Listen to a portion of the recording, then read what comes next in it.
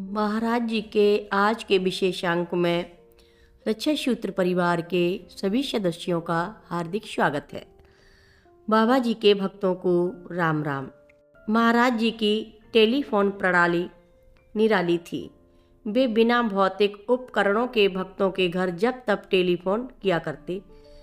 जब भौतिक टेलीफोन को भी सहायता लेते तो भी उस पर बिल नहीं उठता।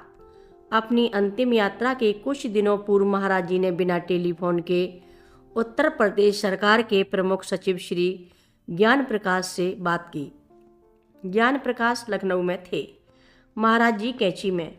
कैंची की घाटी में तब टेलीफोन की सुविधा नहीं थी और बाबा भी कैंची से बाहर नहीं गए थे। एक दिन वन विभाग के director general Shri R.C. Soni परिवार बाबा जी की कुटिया में बैठे थे और ज्ञान प्रकाश के संबंध में बातें हो रही थी।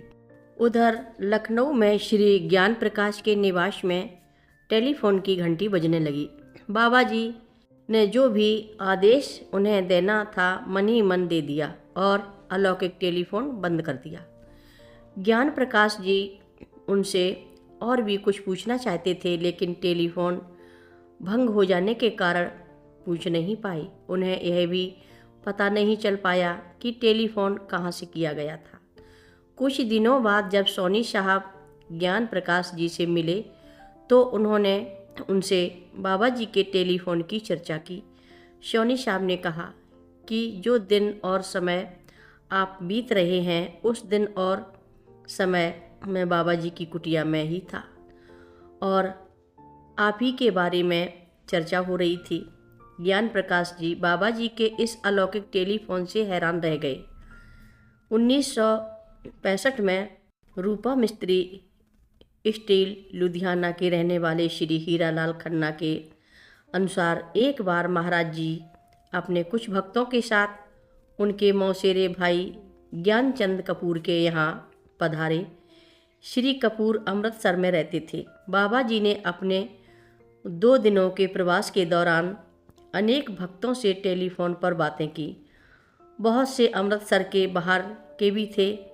जब बाबा जाने लगे तो बोले, घबराना मत, हमारे किए टेलीफोन का बिल नहीं आएगा।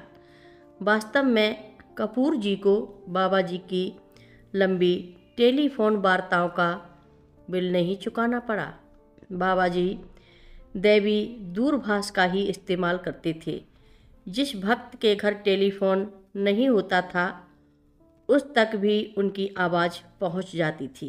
बाबा जी जब भी वृंदावन जाते अलीगढ़ में रह रहे उनके भक्त होर्तदत्त शर्मा के कान में बाबा जी की आवाज़ गूंजने लगती थी और वह भागकर वृंदावन जाते तो बाबा जी उन्हें वहां उपस्थित मिलते।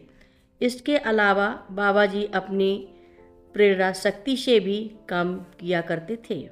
महाराज जी की आकाशवाणी भी अलौकिक रही। वह बिना ट्रांसमीटर और रिसीवर के कार्य करती थी। वे सर्वत्र लोगों की बातें सुनते रहते थे और सुदूर में उच्चारित शब्द उनके भक्त सुनते रहते थे।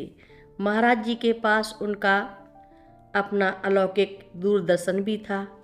वे सर्वत्र सबको देखते तो रहते ही थे, मौका आने पर अपने भक्तों को भी दिखा देते थे। सभी भक्त रक्षा सूत्र चैनल को सब्सक्राइब करें, शेयर करें, लाइक करें, घंटी बजाना ना भूलें। कमेंट बॉक्स में लिख भेजें, जय नीव करोरी बाबा जी महाराज। सभी भक्त मिलकर बोलो, नीव करोरी बाबा जी महाराज की जय जय बोलो, सिद्धि माता की जय जय बोलो, जय श्री राम बोलो।